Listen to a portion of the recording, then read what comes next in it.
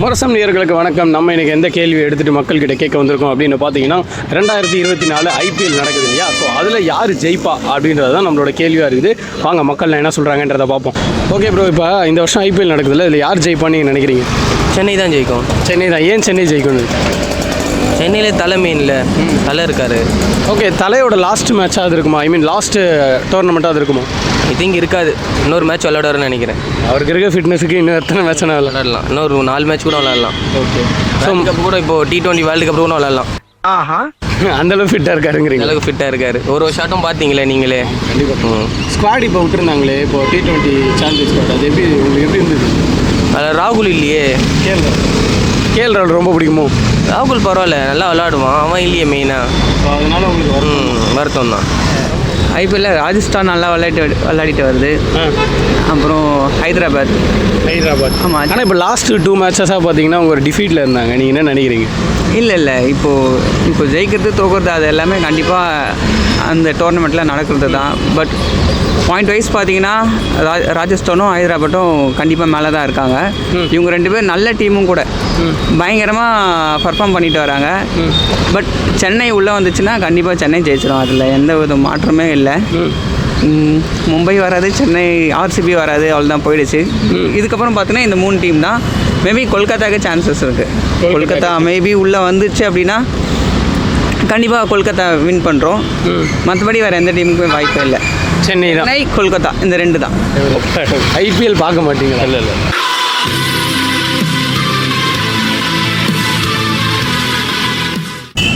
ராஜஸ்தான் தான் ப்ரோ. ராஜஸ்தான் தான். ஏங்க சென்னை அடிக்காதா? அப்போ இல்லை ப்ரோ, ஏற்கனவே 5 வாட்டி கப் அடிச்சிட்டாங்க. ராஜஸ்தான் ஐ திங்க் அடிக்கலன்னு நினைக்கிறேன். இந்த வாட்டி அடித்தா நல்லாயிருக்கும். சஞ்சய் சாம்சன்னால நல்லா அடிச்சா நல்லாயிருக்கும். ஒரு 5 தடவை வந்து அடிச்சிட்டாங்க, அதனால் லீவ் விட்டுறலாம், புதுசாக ஒரு டீமுக்கு தரலான்னு ஒரு முடிவு. ஆமாம் ப்ரோ, அடிச்ச டீமே எத்தனை வாட்டி அடிப்பாங்க. புதுசாக வந்தால் நல்லது தானே. புது டீமு. இப்போ ஆர்சிபி, ராஜஸ்தான், எல்எஸ்ஜி இவங்கன்னா வந்தால் நல்லாயிருக்கும். சென்னை தான் ஜெயிப்பாங்க. கண்டிப்பாக ஜெயிப்பாங்க. ஆனால் பார்த்தா இப்போதைக்கு ராஜஸ்தான் ராயல்ஸ் தான் ஜெயிக்கிற மாதிரி இருக்குதுங்க. ஓகே, ஏன்? கொஞ்சம் என்ன இருந்தாலும் சிஎஸ்கே தான் நமக்கு பிடிச்சாலும் கொஞ்சம் ஸ்ட்ராங்காக இருக்காங்க. ஒரு கண்டினியூஸாக கன்சிஸ்டண்ட்டாக ஜெயிச்சிட்டு இருக்கிறாங்க எல்லா மேட்சுமே. ஸோ அவங்க வர்றதுக்கான வாய்ப்பு இருக்குது அப்படிங்கிறது நம்மளோட. சரி, அப்போ சென்னை விசஸ் ஆர்ஆர்னு வந்தால் யாரை சொல்லுவீங்க? சென்னை விசஸ் ஆர்ஆர்னா அஃப்கோர்ஸ் சென்னைனா நம்ம சென்னைக்கு தான் சப்போர்ட் பண்ணுவோம்.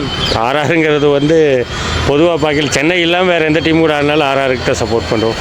ஃபைனல்ஸே யார் ஜெயிப்பான்னா இந்த வருஷம் பார்த்தா எஸ்ஆர்ஹெச் தான் கொஞ்சம் வந்து டஃப்பாக கொடுக்குற மாதிரி தெரியுது. ஆனால் இருந்தாலும் நம்ம சென்னை வந்து நம்பிக்கை இருக்குது. சென்னை தான் ப்ரோ ஜெயிக்கும்.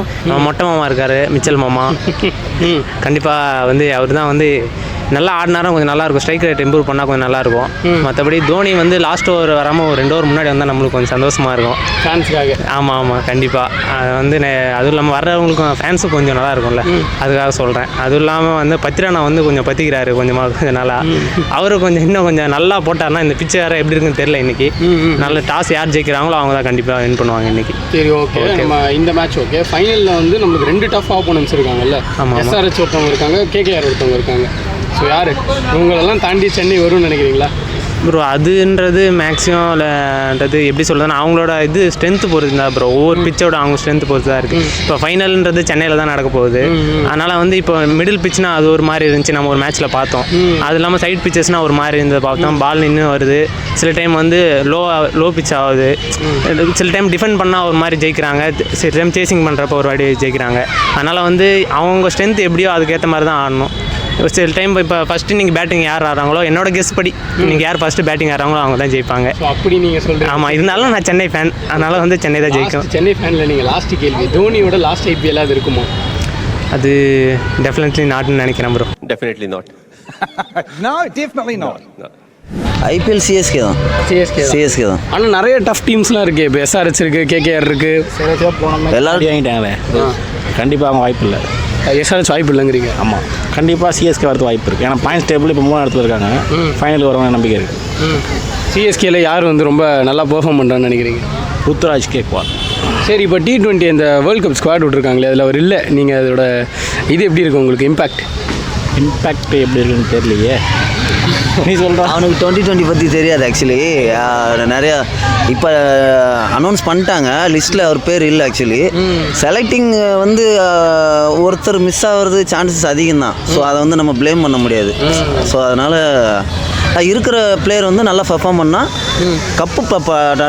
கப்பு வின் பண்ணோம், அவ்வளோதான். ஐபிஎல்ல சிஎஸ்கே இல்லைன்னா ஆர்ஆர் ப்ரோ. ஃபைனல்ஸில் தான் சிஎஸ்கேவுக்கும் ஆர்ஆருக்கும் நடக்கும் ப்ரோ. அதில் வந்துட்டு நம்ம சிஎஸ்கே இல்லை ஆர்ஆர். மோஸ்ட்டாக சிஎஸ்கே தான் நம்புகிறோம். ஏன்னா தலை இந்த வருஷம் போகிறாருன்னு நினைக்கிறேன். அதனால் போகிறாருன்னு நினைக்கிறீங்களா? என்னங்க ப்ரோ, திரும்ப யாரும் சொல்லியிருக்கிறாங்க அடுத்த வருஷம் ஆடுவாருன்ற மாதிரி. அதனால் இந்த தடவை இந்த வருஷம் ஜெயிச்சிட்டோம்னா தலை இந்த வருஷமே போயிடுவார்னு நினைக்கிறேன். ஜெயிக்கல அப்படின்னா அடுத்த வருஷம் ஆடுவார். அப்போ இதுக்கே தோக்கணும்னு வேண்டிக்கணும் போல நம்ம. கண்டிப்பாக தோக்கணும்னு தான் வேண்டிக்கணும். இல்லை புரியல. இப்போ ஆர்சிபி தான். ஆர்சிபி தான் எங்க அஃபிஷியலி எலிமினேட்டட்னே போட்டாங்கங்க. ஆர்சிபி தான் என்ன ஆகணும். என்னன்னு ஏண்டா எங்களை இன்னமுமாடா நம்பிக்கிட்டு இருக்க? எங்க பேசிக்கிட்ட பார்த்தாவே உனக்கு தெரிய வேணாமா அவங்க தருவாங்களா தரமாட்டாங்களான்னு? இன்னும் பச்சை பிள்ளையா இருக்கேடா. சரி, இப்போ நம்ம பேக் டு நார்மலான செஷன். யார் வின் பண்ணுவா ஐபிஎல் 2024? ராஜஸ்தான் தான். ராஜஸ்தான் தான். ஏன் அப்படி? அவங்க தான் நல்லா ஆடிட்டு இருக்காங்க. நாங்கள் கூட நல்லா ஆடுவோம் பேட்மிண்டன். நீங்களும் நல்லா ஆடுவீங்க. அப்போ ராஜஸ்தான் தான். ஆமாம். சரி, ஓகே. நீங்கள்? சன்ரைசர்ஸ். வாங்க அப்படியே சொல்லுங்கள். பைக் சன்ரைசர்ஸ் தலை. சன்ரைசர்ஸ். ஏன் சன்ரைசர்ஸ்? ஏன்னா அவனுங்கிட்ட பேட்டிங் நல்லா இருக்குது, பவுலிங்கும் நல்லா இருக்குது. வேறு என்ன சொல்லலாம், ஆல்ரவுண்ட் ஒருத்தர் வந்து ஆடிடுறாங்க. சன்ரைசர்ஸ் மேபி கிளாஷ் வந்து சன்ரைசர்ஸ்க்கும் இல்லை சிஎஸ்கேக்கும் இருக்கலாம்.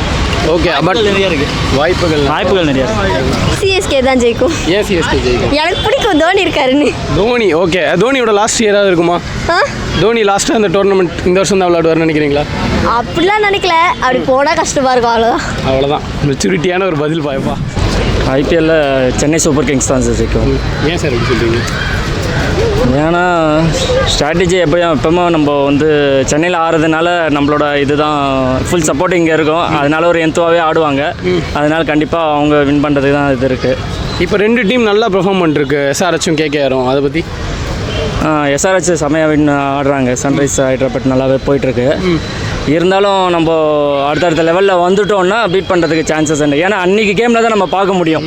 போதுங்களா, இத்தனை நாள் அவங்க டாப்பில் இருந்தால் கூட அன்றைக்கி கேமில் தான் நம்ம பார்க்க முடியும். அந்த டைமில் யார் வந்து பெஸ்ட் பெர்ஃபார்மன்ஸ் பண்ணுறாங்களோ கண்டிப்பாக வின் பண்ணுவாங்க.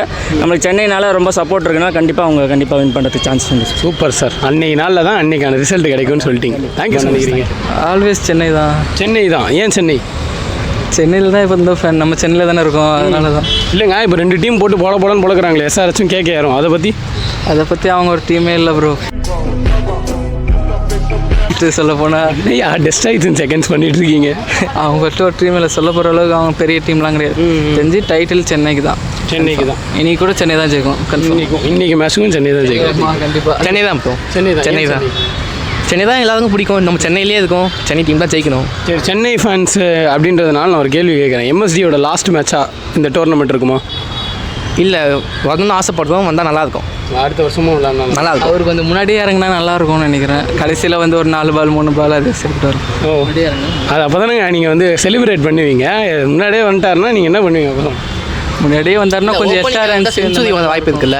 ஓப்பனிங் அவருக்கு ரீசெண்டாக நீ இன்ஜுரி இருக்கிறதால அதனால் அவர் அந்த மாதிரி பண்ணுறாரு. பரவாயில்ல, அவர் கடைசி 4 பால் வந்தாலும் ஓகே தான்.